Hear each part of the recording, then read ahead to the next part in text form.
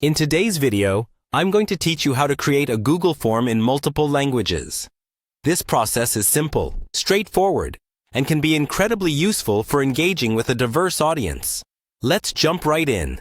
First, open your Google browser and navigate to Google Forms. You can do this by either typing in the URL directly or through Google Apps, which you'll find on the top right corner of the Google homepage. Simply click on the grid icon and then select Google Forms from the drop-down list.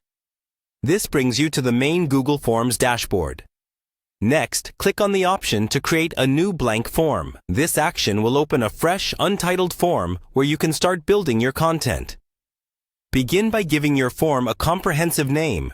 This title is not only essential for organization, but also gives respondents a clear idea of what to expect from the form.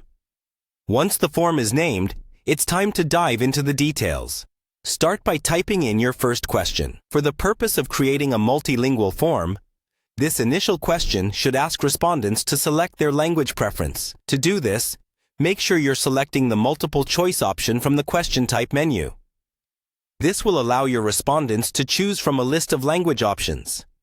In the options section of this multiple choice question, go ahead and type in the language choices you wish to offer. For instance, you might include English, Spanish, French, and any others relevant to your audience. Adding these options sets the stage for personalizing the rest of the form according to the language selected. Now it's time to incorporate one of Google Forms' handy features. Click on the More Options icon, which is usually represented by 3 vertical dots, next to your multiple choice question. From this extended menu, select Go to Section based on Answer.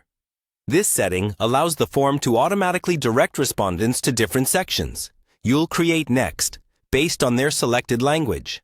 Following this step, add a new section for each language you've offered as an option. These sections will house the various questions and prompts you want to present to your respondents, all translated into their chosen language.